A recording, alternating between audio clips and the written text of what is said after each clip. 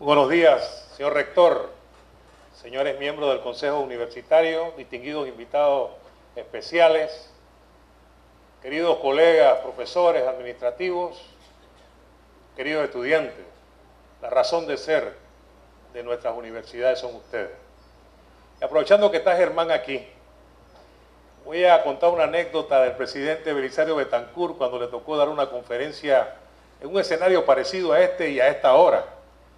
Y decía el presidente Betancur que cuando alguno de ustedes quiera salir porque se aburre de mi conferencia, por favor lo hace en silencio para que no despierte al que está al lado.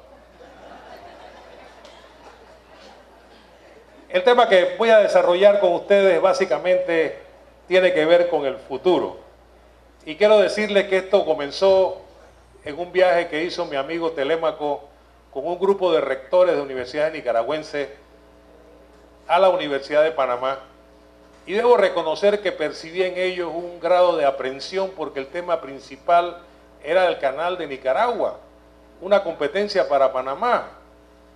Sin embargo, los académicos no vemos la vida de esa manera. Para nosotros siempre es un privilegio tener la oportunidad de cooperar con un pueblo hermano. Por eso estoy aquí. Me siento como en mi casa. Ayer aprendí unas lecciones de negociación y mercadeo en Masaya, en el mercado. Pero uno va aprendiendo. Creo que voy a tener que importar alguno de lo que aprendí aquí en Panamá para que hay que mejorar allá. Pero bueno.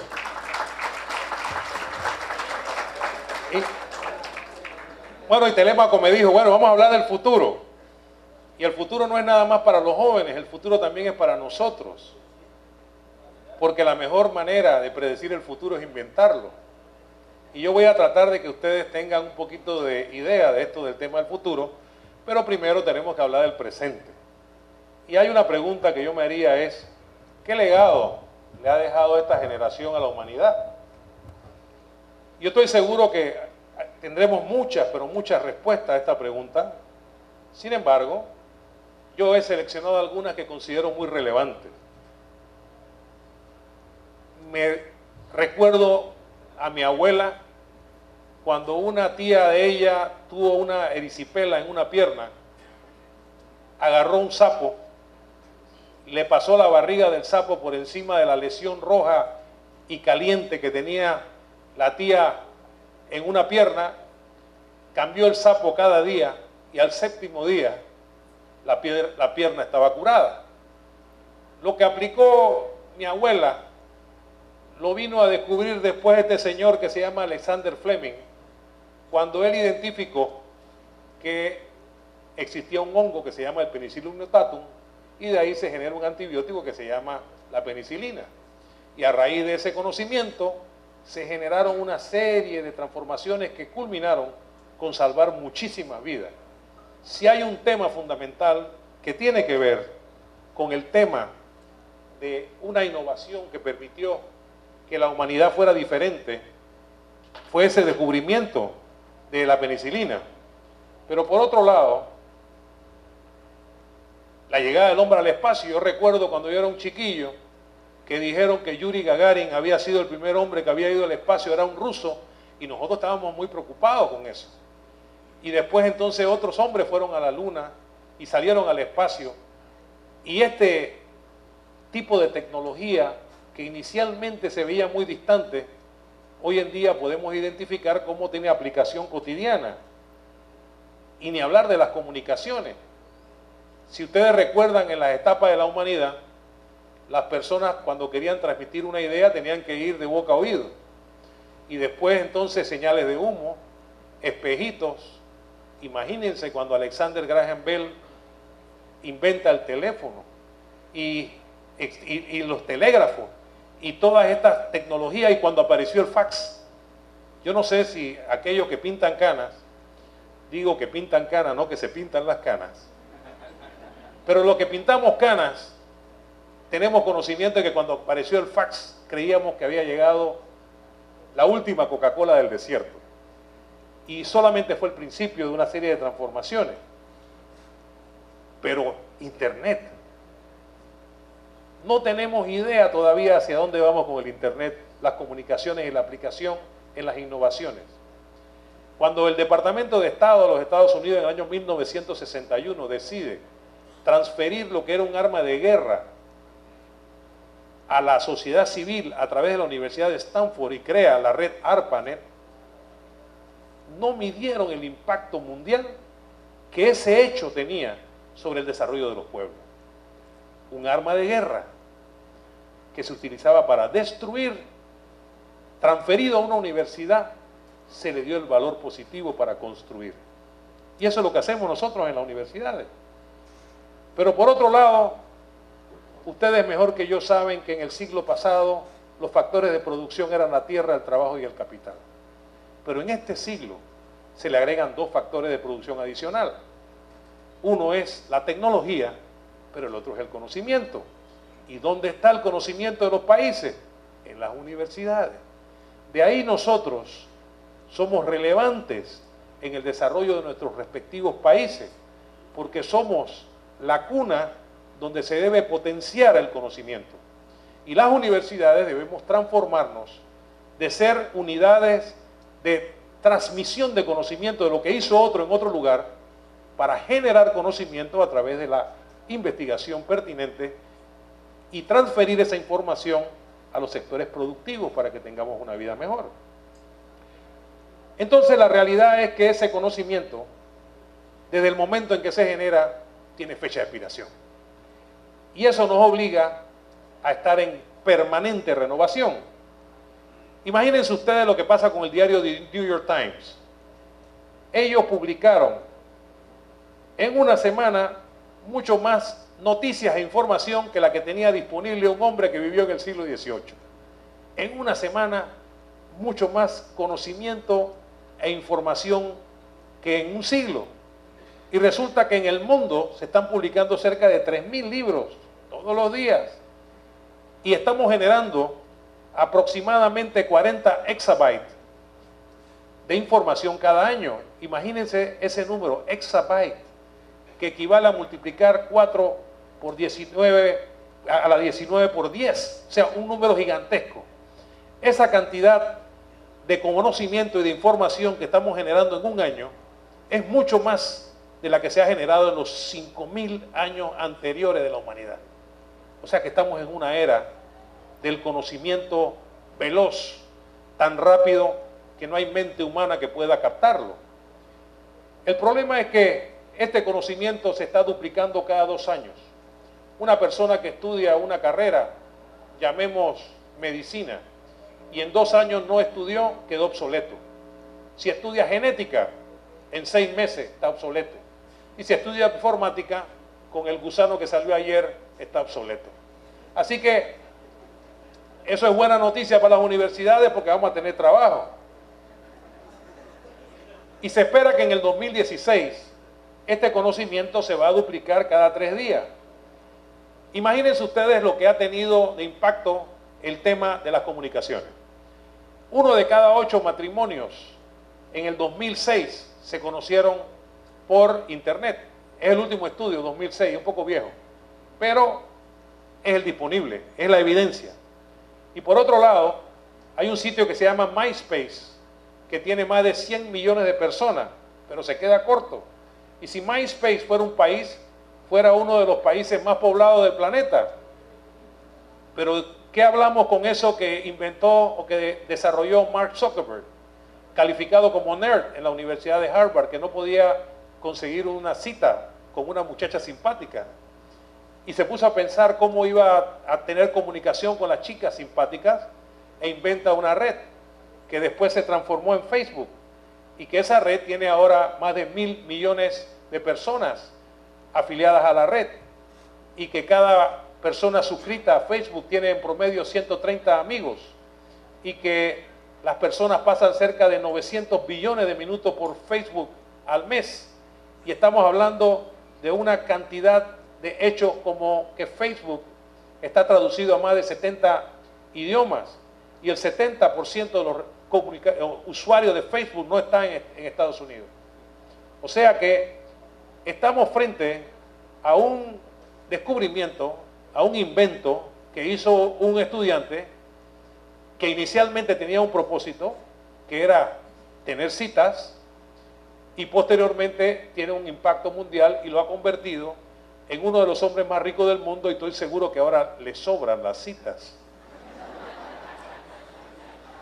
Y cuando Jack Dorsey en el año 2006 crea lo que se conoce como Twitter, no midió el impacto que Twitter podía tener sobre la humanidad. Y eso nos explica que Twitter fue uno de los elementos que usó un hombre negro, musulmán, hijo de padre africano y madre blanca, no muy bien visto, que había estudiado en Harvard, fuera presidente de los Estados Unidos. ¿Cómo él pudo derrotar al establishment en los Estados Unidos? Se apropió de las redes sociales, se hizo dueño del cambio y trabajó con los jóvenes. En consecuencia, ustedes jóvenes no solamente son el futuro de la patria, sino que también son responsables de quienes nos gobiernan, porque ustedes, los jóvenes, son los que ponen a los gobernantes en nuestros países.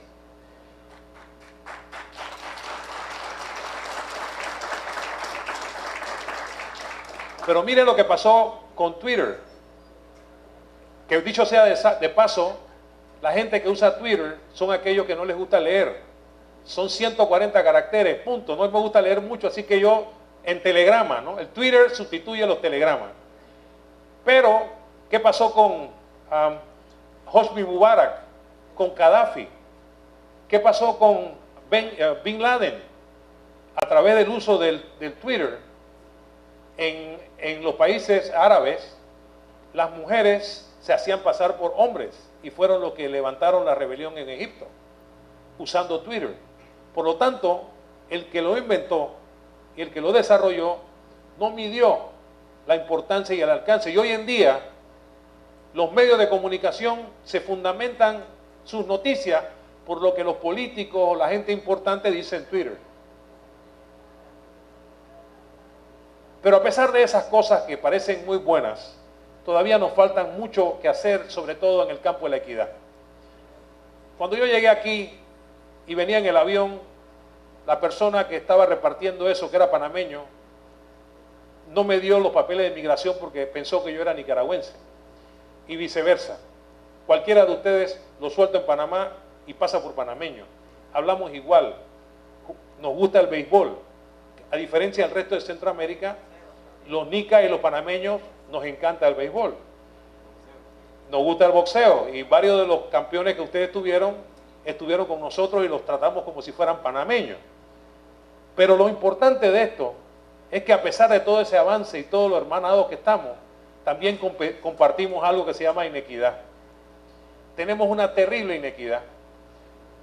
Esa inequidad en Panamá es tan avergonzante que nosotros tenemos uno de los crecimientos económicos más espectaculares, pero tenemos la peor distribución de la riqueza después de Haití, cosa que nos debe sentir muy avergonzados. Por lo tanto, si hay algún trabajo que hacer, es luchar contra la pobreza. Y eso nos llevó a las universidades panameñas a redefinir nuestra misión, y me encantó escucharla aquí. Si algo tenemos que hacer las universidades, es dotar a nuestros jóvenes de las herramientas necesarias, las habilidades y las competencias para que dejen de ser pobres, porque la educación produce movilidad social. Y por otro lado, estamos acabando el planeta. ¿Y qué vamos a hacer entonces para buscar ese equilibrio entre desarrollo y conservación del único sitio que tenemos para vivir, que es nuestro planeta? Y si a eso le agregamos que la ignorancia está aumentando los indicadores de criminalidad en la región. Nicaragua vive al lado del Triángulo Norte. En ese Triángulo Norte, Honduras, Salvador y Guatemala, hay más muertos que la guerra de Irak. Todos los días. En consecuencia, es una gran amenaza para todos nosotros y es un reto. Y otro es que el desarrollo produce residuos peligrosos, residuos que hay que manejar, y ahí hay un reto y hay una oportunidad. Ustedes tienen esa carrera. Pero esta inequidad nos está afectando terriblemente también en materia tecnológica, y las universidades tenemos un papel muy importante que hacer ahí. Lo relevante de esto es que todos aspiramos a que nuestros países tengan desarrollo económico, a que tengan desarrollo social y que también alcancemos desarrollo político, de manera que esos tres elementos permitan que exista desarrollo humano. Y ese desarrollo humano al final debe de llevar a nuestra gente, a nuestro pueblo, a lo más valioso que tenemos, a ese estado de bienestar que anhelamos todos. En el año 2000, nuestros países, Nicaragua también fue signataria, junto con las 189 países miembros del Sistema de Naciones Unidas, suscribimos lo que se conoce como el compromiso de los objetivos del milenio. Y ese compromiso, que tiene 8 objetivos y que invito a los estudiantes que si no lo conocen, lo busquen en internet, si los metemos en una licuadora nos damos cuenta que el gran desafío es la erradicación de la pobreza. Y la única manera contundente que tenemos para erradicar la pobreza es a través de la educación de calidad y de clase mundial. Ahora sí, vamos a hablar del futuro. Y cuando hablamos del futuro, lo primero que hacen las personas es ver y pensar en la máquina del tiempo, y en Julio Verne, y en aquella gente que hacía pronósticos. Y yo me pregunto, ¿y qué tenía esa gente para poder imaginarse un viaje de 20.000 leguas, un submarino, un helicóptero? ¿Qué tenían? Imaginación. Esa gente se atrevía a soñar. Y resulta que nosotros hemos visto que la pobreza ejerce una presión como si fuera una tapa que nos quita los sueños. Y es cierto que cuando las vocecitas del cerebro están actuando, son acalladas por los gritos del estómago. Por lo tanto, es fundamental para que podamos alcanzar ese desarrollo, que universidades como esta sigan liderando el tema de la soberanía y la seguridad alimentaria. Porque un pueblo no puede estudiar si sus niños tienen hambre. Por eso es que es importante potenciar todos los recursos que tiene esta universidad para que lidere esas transformaciones que los sectores productivos tienen que incorporar para ser más eficientes, para ser eficaces y para tener impacto en lo que hacen. Les voy a compartir dos experiencias, dos amigos míos. El doctor Patrick Dixon es un neurólogo que no vive de la medicina, vive de ser futurólogo. Fue contratado, yo tuve la fortuna de estar en Londres en una reunión del banco HSBC y me dijeron, bueno, como tú eres médico y vienes de Panamá tan lejos, te vamos a sentar aquí con el que va a hablar. Yo digo, me senté ahí, ¿no? ¿Y de qué va a hablar? Dice, bueno, él va a hablar de las tendencias en América Latina y Panamá. Y que sabe este inglés de lo que está pasando allá. Y dice, no, siéntate y habla con él. Y resulta que dijo cosas muy interesantes, con lo cual, hombre, no menospreciemos a nadie en el aprendizaje. Cuando el alumno está listo, siempre aparece el maestro, y no al revés. El maestro puede estar listo, pero si el alumno no está ahí, no hay esa interacción, no hay aprendizaje. Y Dixon decía que los cambios van a ser rápidos, urbanos, tribales, universales, radicales y tienen que ser éticos. Es decir, un cambio que está pasando en China va a afectar a Nicaragua. Un cambio que está apareciendo en Arabia va a afectar a Nicaragua, pero también afecta a Panamá y afecta a Argentina. O sea que el mundo es global, los cambios son universales, pero lo importante de esto es que, según Dixon, los generadores de riqueza van a ser las pequeñas y medianas empresas, no las grandes corporaciones. Por eso es que es importante que en las universidades incorporemos el emprendimiento, para que cambiemos esa cultura de que el estudiante viene a la universidad y sale con la mano extendida a ver quién le da un empleo, y que lo transformemos por una cultura de generar oportunidades. Porque según Dixon, cada empresa, y dice que la mayoría van a ser familiares, va a generar en promedio 5 empleos nuevos. Por lo tanto, si alguien puede mover la economía de los países, son las pequeñas y las medianas empresas, las micro y las pequeñas empresas. Y cuando habla de que son tribales, es que son familias. Y las familias pueden desarrollar negocios. Sin embargo, un paréntesis, ojo con la tercera generación en los negocios familiares, porque la tercera generación es los momentos de crisis y ruptura de las empresas familiares. Pero también hay que considerar, según Dixon, situaciones como el calentamiento global, situaciones como la inversión de la pirámide poblacional, donde cada vez vamos a ser más personas mayores, menos jóvenes, no viejos, menos jóvenes que los jóvenes. En consecuencia, carreras nuevas, Telémaco, hay que hacer una licenciatura en ocio. Ustedes se están riendo, pero quiero decirles que un profesor me dijo a mí una vez en Alemania, dice, Enrique, qué bueno es no hacer nada y después de no hacer nada descansar. Y eso fue un chiste, pero resulta que los alemanes tienen licenciatura de ocio y lo están teniendo en otros países, porque cuando uno llega a una cierta edad, supuestamente ha acumulado una cantidad de riqueza que le permite sobrevivir o vivir lo que le queda. Y entonces uno quiere entretenerse. Pero ya el entretenimiento mío no es igual al de un muchacho que está saltando en una discoteca. No, nosotros tenemos otras cosas, tal vez no saltamos, ¿no? Pero también queremos divertirnos. Entonces, hay una licenciatura en eso. Imagínense ustedes que el problema del calentamiento global es tan serio que ya estamos postulando teorías, no apocalípticas, pero sí teorías que dicen que si esto sigue como va, probablemente Colón y Panamá pueden desaparecer porque Colón está por debajo del nivel del mar, está ahí al borde. Entonces se puede llenar una ciudad en el Atlántico panameño, que la gente se parece mucho a las del Atlántico de ustedes, a los de Bluefield. El otro futurólogo que quiero compartirles se llama Juan Enríquez Cabot. Él es mexicano, buen amigo, y él escribió un libro que se llama As the Future Catch You. Mientras el futuro te alcanza. Y él decía que la vida cambió totalmente cuando se descubrió el genoma humano.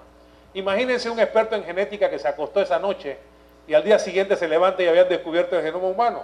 Estaba totalmente desactualizado en una noche. Y el punto es que, según Enríquez, el idioma del siglo XXI no es ni el inglés ni el mandarín, es la genética. Por lo tanto, nuestros jóvenes tienen que estudiar genética. Y hay genética aplicada en la agronomía, en la medicina veterinaria, hay genética aplicada en todos los campos del saber. Otro de los puntos importantes es que existe una permanente revolución del conocimiento y que los países que tengan éxito son aquellos que son capaces de monetizar el conocimiento. Los países perdedores serán aquellos que producen materias primas con poco valor agregado. Lo importante aquí es que nosotros comencemos a generar conocimiento como fuente de riqueza. Si los nicaragüenses son tan listos como listos son los gringos o como listos son los europeos, igual que los panameños. Entonces lo que tenemos que hacer es crear el ambiente para que nosotros podamos potenciar y maximizar ese talento. Imagínense ustedes lo que está pasando con la genética, que un salmón manipulado genéticamente puede crecer 400 veces más, 400% más de lo que crece si no está manipulado genéticamente. O por ejemplo, enfermedades cardiovasculares que requieren colocar un stent, que es como un sprint para abrir el vaso, cuando una persona tiene un infarto, una cardiopatía isquémica, o hacer una cirugía de bypass, que es coger un pedazo de vena de la pierna y ponerla para que el tejido siga irrigándose. Se pueda tratar sin hacer nada de eso, sino que inyectando células madre. Y en este tema, por ejemplo, los chinos están manipulando las células madre y son capaces de generar, en base a células madre, a través del uso de la genética, células de riñón, de hígado, de retina, etcétera. Vean ustedes lo que puede pasar con una persona que necesita un trasplante de hígado y que tiene que esperar que alguien muera para que le dé el trasplante de hígado, porque el hígado es un tejido único.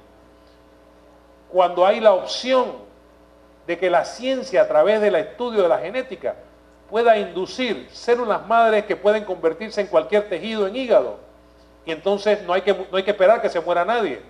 Y en el tema de que cuando uno tiene un tejido que no funciona, mientras más tiempo pasa, esa deficiencia va ocasionando daños en otros tejidos. Y si hoy en día a alguna persona le da un derrame, queda con secuelas permanentes.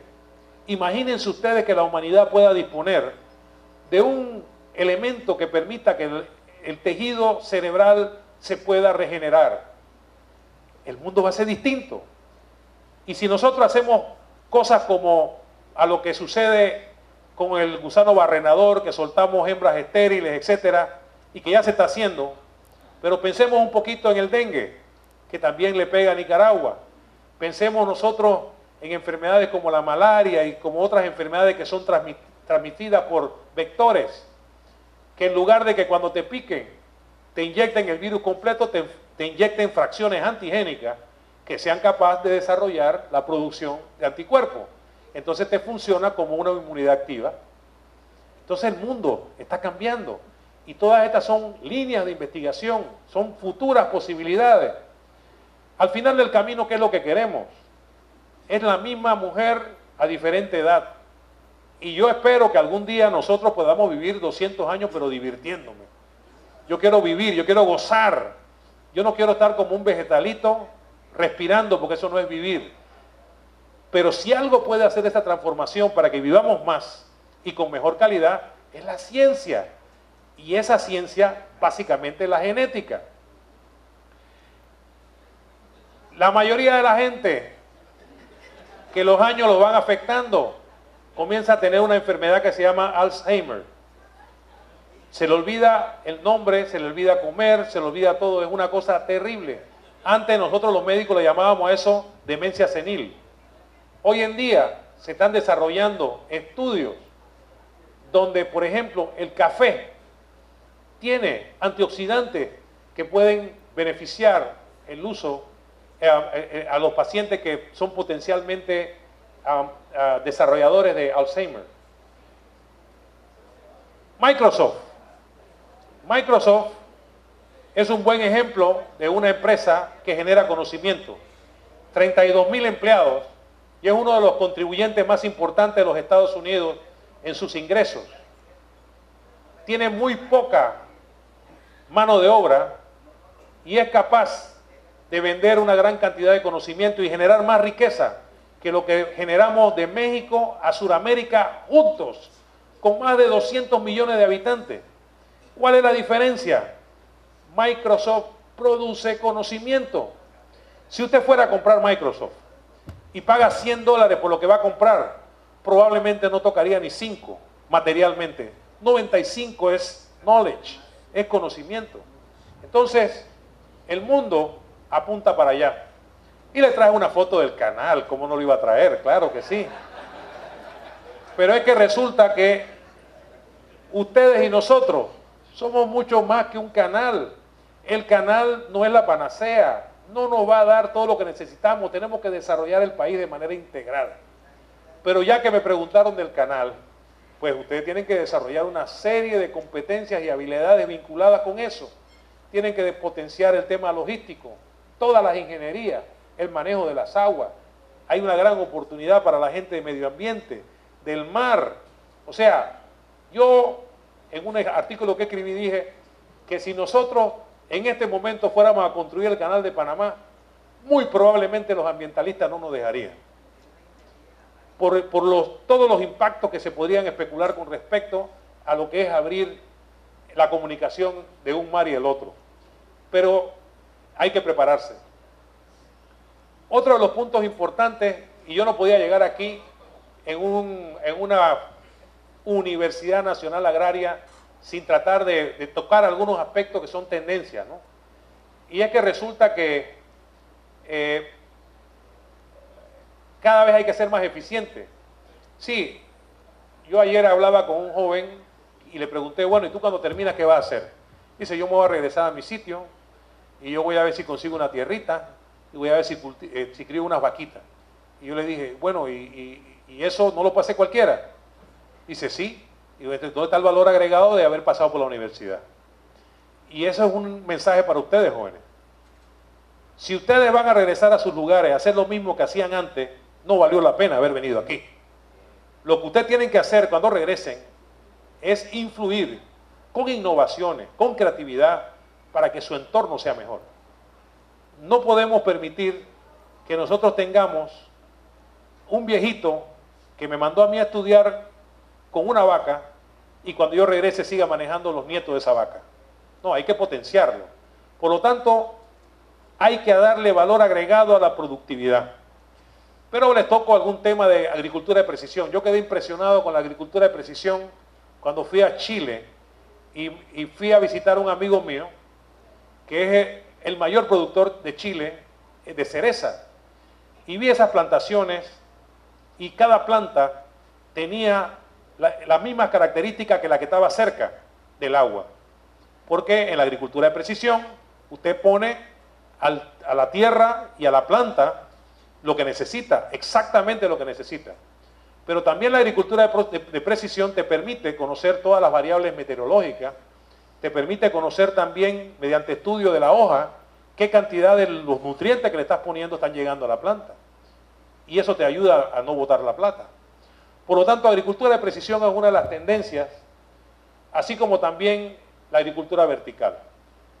Informes de la FAO dicen que para el año 2050 no habrá suficiente tierra en el mundo para producir la cantidad de alimento que requiere la humanidad, que está creciendo de manera vertiginosa.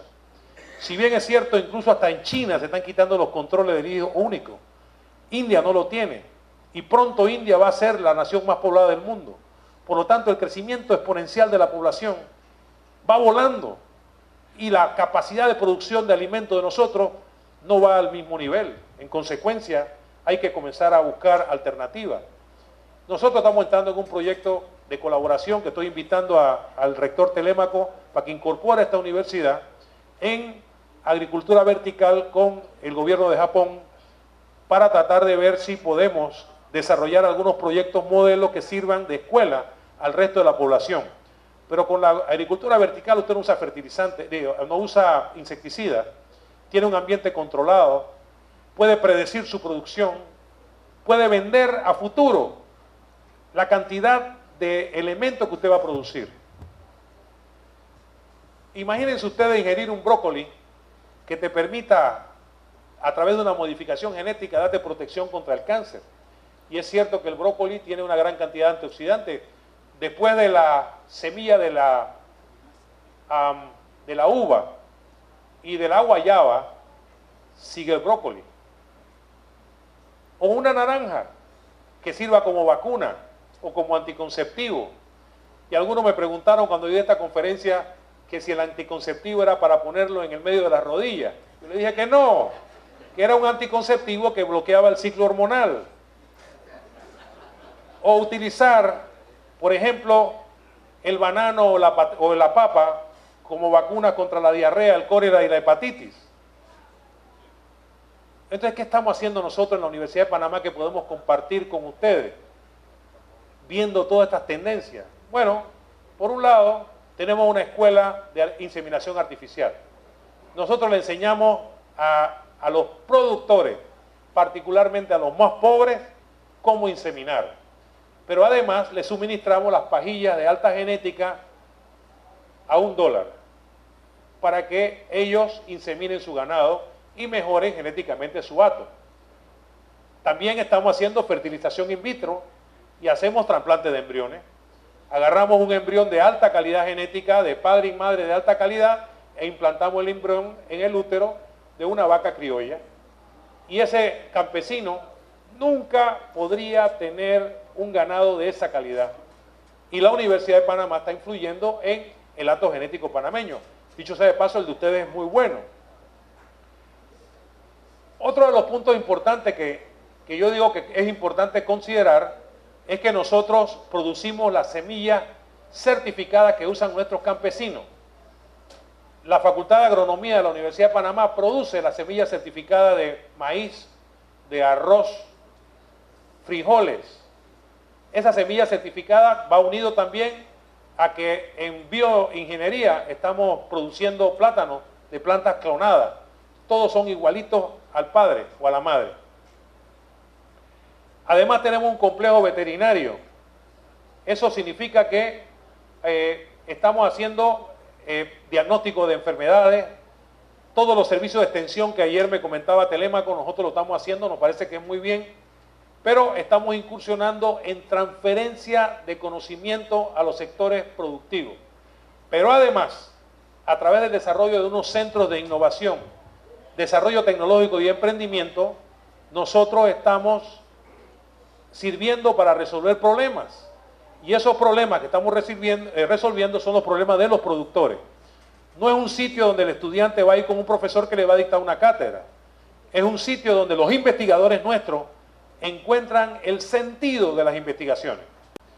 Nosotros estamos cambiando de tener investigaciones irrelevantes que hacen los profesores solamente para justificar su permanencia en la universidad, por investigaciones que les sirvan a la humanidad y que pertenezcan a las líneas de investigaciones nacionales.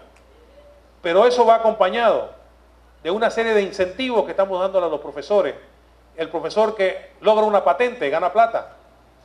Y resulta que en 78 años nada más hemos tenido una patente.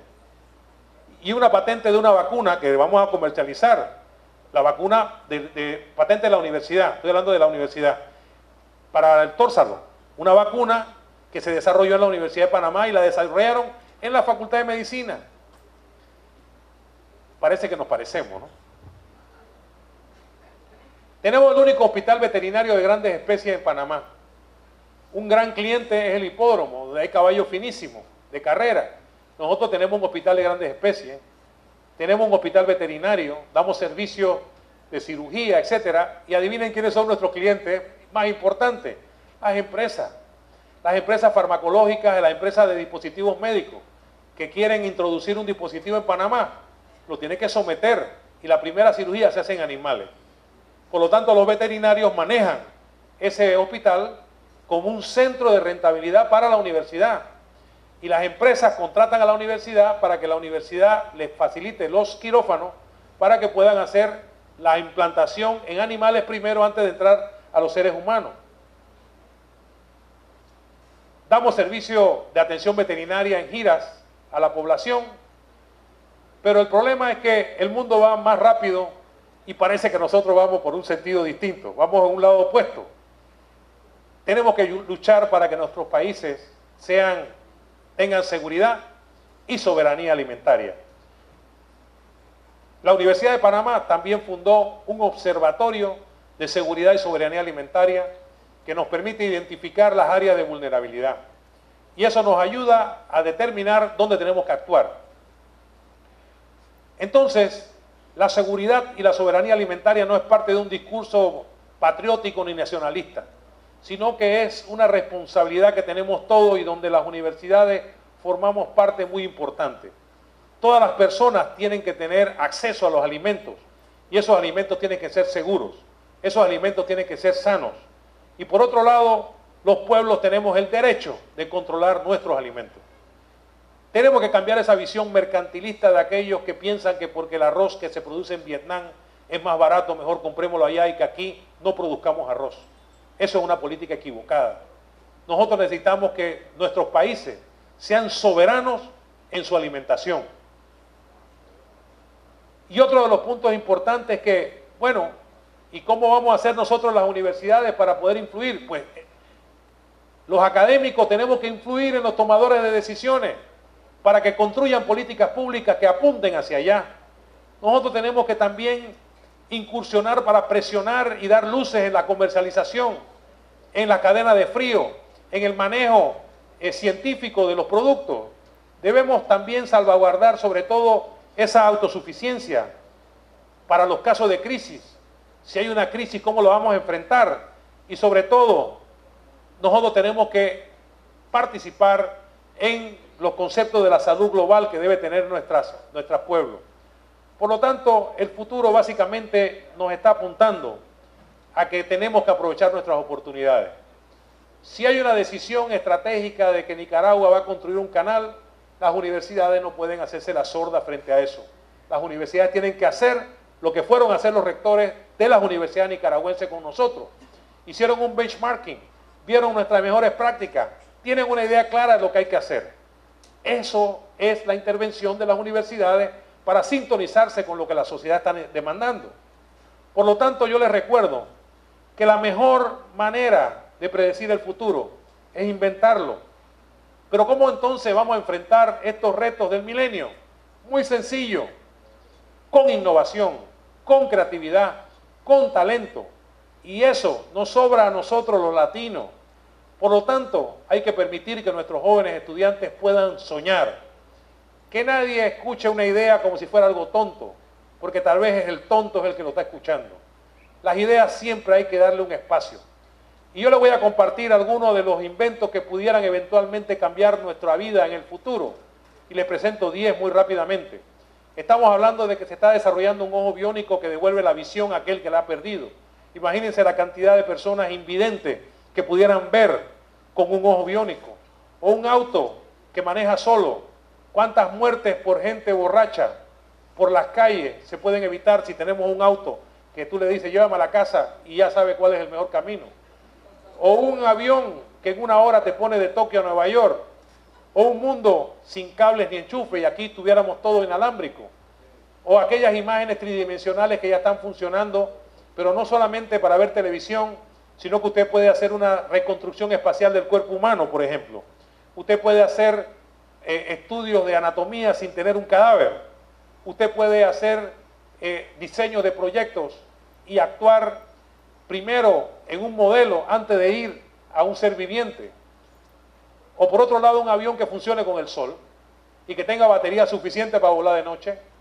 O, por supuesto, que las nanocélulas, la nanotecnología, o aquellos proyectos en donde están pensando el desarrollo de células generadas, de células madres que inyectados pueden generar tejidos.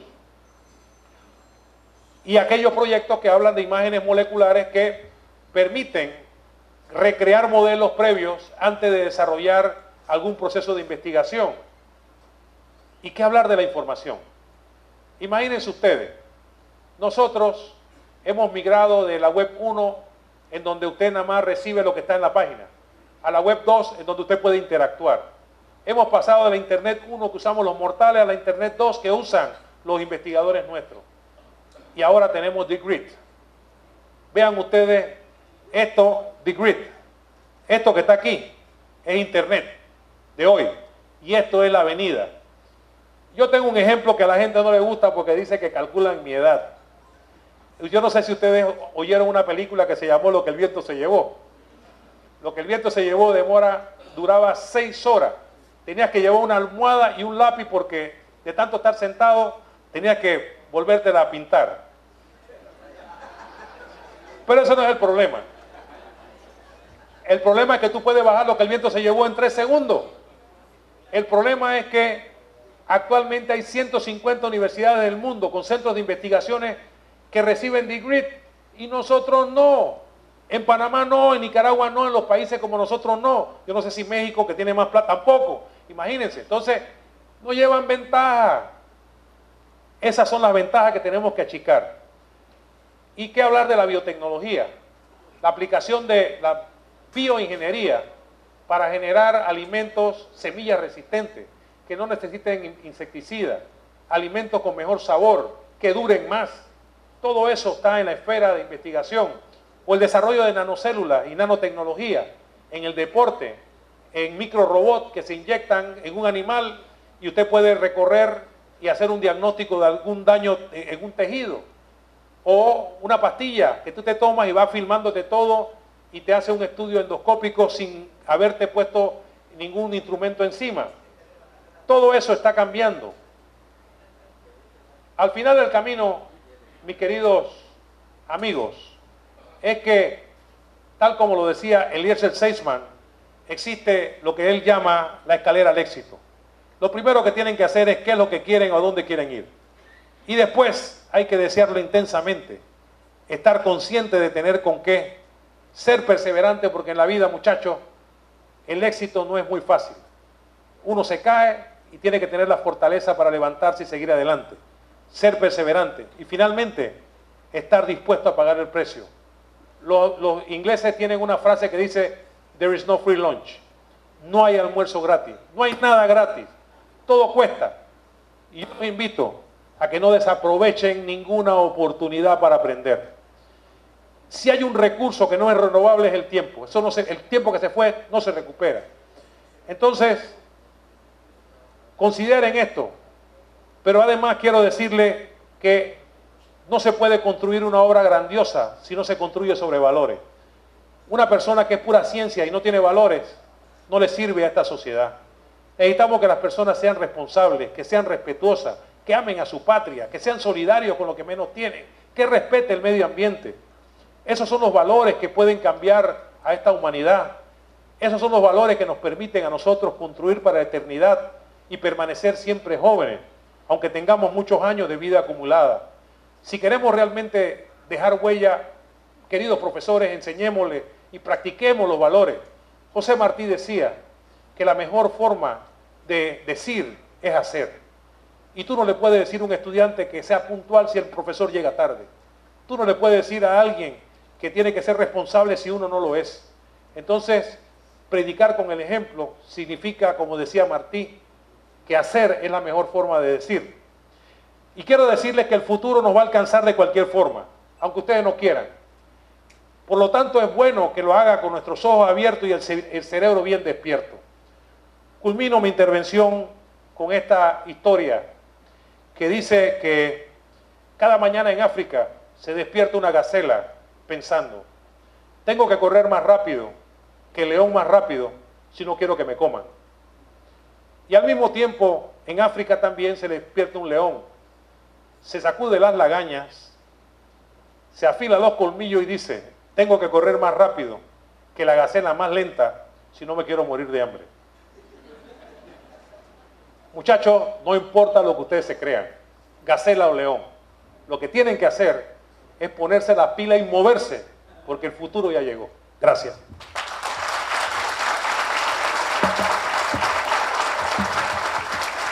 Bien, doctor, muchas gracias por su excelente conferencia motivadora para todos nosotros.